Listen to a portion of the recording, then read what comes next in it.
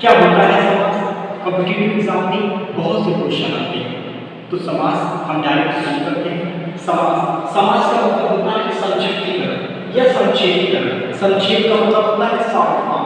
किसी शब्द दो या दो से अधिक शब्दों को जब मिलाकर एक नया सार्थक शब्द बनता है तो उस शब्द को बोलते हैं समास। या संधि जब हम पढ़ाएंगे तो आपको फिर बताएंगे कि दोनों में डिफरेंस क्या है। तो समास क्या है? दो या दो से अधिक शब्दों से मिलकर जो एक नया शब्द बनता है उसे समास कहते हैं। समास का शाब्दिक अर्थ होता है संक्षिप्तीकरण। संधि क्या है? दो शब्दों को जोड़ने से जो एक नया शब्द बनता है वो संधि कहलाता है। तो हम संधि पढ़ाएंगे तो वहां आपको संधि के बारे में बताएंगे। यहाँ समास का मतलब संक्षिप्तीकरण। दो या दो से अधिक शब्दों से मिलकर जो नया शब्द बनता है उसे हम समास बोलते हैं। समास के दो पद होते हैं, एक पूर्व पद, दूसरा उत्तर पद। पूर्व पद को पहला पद बोलते हैं जबकि उत्तर पद को अंतिम पद बोलते हैं। बात करते हैं सामासिक या समास पद। ये दो मेन सामासिक और समास पद। तो समास के द्वारा निर्मित जो शब्द तैयार होता है वो सामासिक शब्द कहलाता है, जबकि सामासिक शब्दों के बीच के संबंध को स्पष्ट करना मतलब विग्रह कर देना, खोल के रख देना, वो कहलाता है समास विग्रह। जैसे राज्य पुत्र, तो राज्य पुत्र का मतलब होता है राज्य पुत्र, तो राज्य पुत्र का मतलब होता है राजा का पुत्र। ओपन कर दिया, जैसे लिखा माता पिता, तो ओपन कर दिया, क्या हो गया? माता और पिता मतलब विग्रह रूप करना। जैसे महाभारत में भगवान ने अपना विग्रह रूप दिखाया, तो उसी प्रकार शब्दों को सामासिक शब्दों को तोड़ देना, तोड़कर उनका रूप निकालना, वो अब बात करते हैं समास के भेद।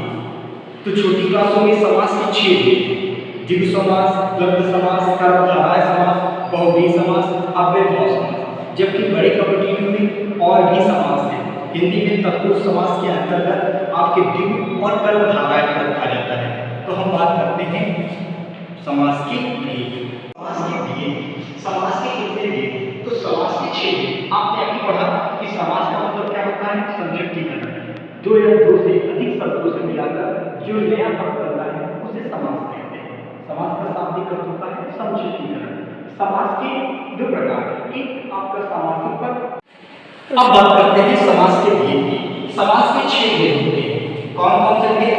नंबर 1 द्वंद्व समास, दूसरा द्विगु समास, तीसरा बहुव्रीहि समास, चौथा तत्पुरुष समास, पांचवा कर्मधारय समास और छठा अव्ययभाव समास। ये हमारे 6 समास हैं। याद रखना, हिंदी में आगे जब हम कॉम्पिटिटिव में पढ़ेंगे तो आप देखेंगे कि आपके तत्पुरुष समास में ही द्विगु और कर्मधारय इसे शामिल कर दिया गया है। लेकिन अभी हम बात करते हैं कि समास के 6 द्वंद्व, द्विगु, बहुव्रीहि, तत्पुरुष, कर्मधारय और अव्ययभाव समास। दोनों में दो प्रधान पद होते हैं। पहले दो पद होते हैं, एक पूर्व पद जिसको हमने बोला था पहला पद, और दूसरा होता है उत्तर या उत्तर जिसको अंतिम पद बोलते हैं। दो पद होते हैं। तो अगर हम ट्रिक में बात करें तो द्वंद्व समास में दोनों पद प्रधान होंगे। द्विगु समास में पहला पद संख्यावाची होगा, दूसरा पद प्रधान होगा। बहुव्रीहि में दोनों पद प्रधान न होकर कोई तीसरा पद प्रधान होगा, जबकि तत्पुरुष में उत्तर यानी अंतिम पद प्रधान होगा। कर्मधारय विशेषण और विशेषण की बात होगी, जबकि अव्ययभाव समास में पहला पद प्रधान होगा। तो ये 6 प्रकार के समास हैं: द्वंद्व समास, द्विगु समास, बहुव्रीहि समास, तत्पुरुष समास, कर्मधारय समास और अव्ययभाव समास। अब हम एक एक समास की बात करते हैं।